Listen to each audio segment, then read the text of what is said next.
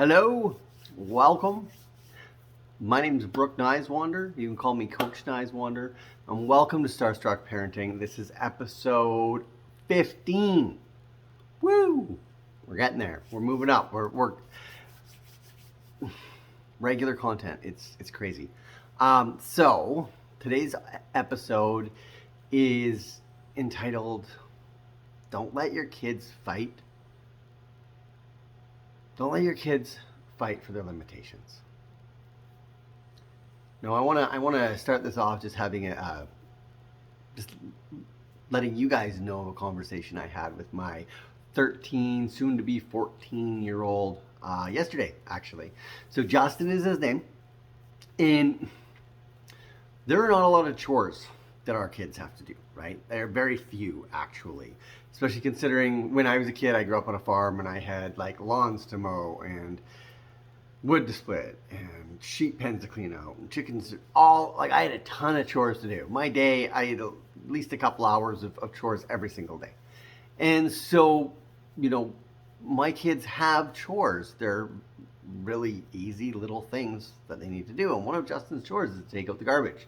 And that includes the recycling. So the garbage is in under the sink, and there's a little cloth bag hanging from the cupboard next to where the cupboard is for the garbage under the sink. And so he had taken out the garbage yesterday, but he left the recycling. And when I called him down to do it, I was like, come on, man, you know that you need to take that out. He's like, no, I don't. I don't remember. And I said to him, I said, okay, buddy, you're a smart kid, but don't fight for your limitations, because if you put up a big fight for your limitations, they're going to win, right? The more we fight to tell people how we can't do something, or we're not good enough to do something, or we're unable, or we didn't know, especially when we do know and we are able and we are capable, what that does is that sets up limiting beliefs in our brains. And this is happening to our kids, and I know it's happening to adults around the world too. So my message is as much to you as a parent as it is to you just as an adult, right? Because most of our children, they learn from modeling. They learn from seeing what we do, right? And if we're always saying, hey, I can't do that because of this or that or that or that, they're going to pick up on that. Now, I know in my household that's not necessarily the case. Very rarely if I said, oh, I can't do this because of whatever. It's always, I can do it. I'm not sure how I'm going to, but I'm going to make it through and it's going to happen. And one of the things that I pride myself on is Dad always keeps his word. If Dad says he's going to do something, he does it. But when it comes to our kids, we're not the only form of modeling they see. We're not the only influx of information going into their malleable brains. And it's easy to not want to do stuff. It's easy to say, oh, I can't do that and never try it. It's easy to say, oh, I'm no good at that and not bother to try it because they're afraid to fail. And our school system and social media, pretty well everything that's out there feeding info into our children's brains is teaching them this. It's teaching them that it's not okay to fail. And that's the biggest load of BS I've ever heard. Go back and listen to some of my other episodes if you want to disagree, and then we can chat. And just so you understand, anything that I talk about in here, I am more than willing to chat with you and talk to you about it. And you know what? If I'm wrong, I'll probably be the first one to admit that. Come on here and even say it for you. But this whole idea that failure is a negative needs to be erased. It needs to be erased from our kids' brains, and it needs to be erased from our brains. Because I'm going to tell you, like, this is me. I have a network marketing business, and there's a fear of failure. Absolutely, there is. There's also a fear of success, and that's the strange dichotomy. I have a fear on both ends, but the reality is when I do things and I step into who I am and I do it anyway, 9 times out of 10, what I feared was going to happen never happens. Okay? The other time, and when it does happen, it's not nearly as bad as my brain makes it out to be. And I think it's so important that we teach our kids that A, failure is okay, and B, to fight for their abilities, right? To put their focus on what they can do and what they will accomplish. I was going to say try, but as Yoda says, do or do not do, there is no try. But they can. I've never met a person who is incapable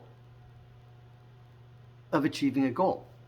Now, they may not want to do the work that it requires to achieve that goal, but that doesn't mean they're incapable. It just means that they're giving up on themselves. They're giving up on that goal.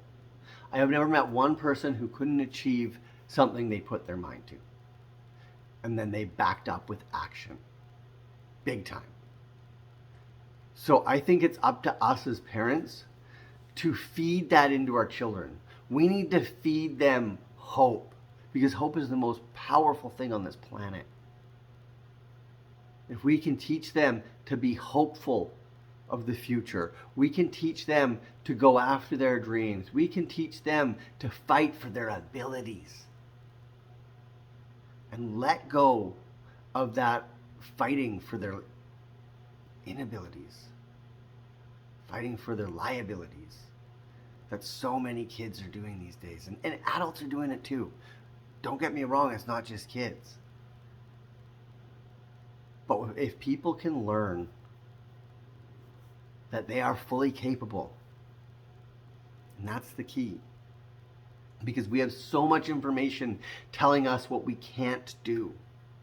Did you know that between the ages of 0 and 5, a child hears the word no 40,000 times, and in contrast, they hear the word yes only 4,000 times.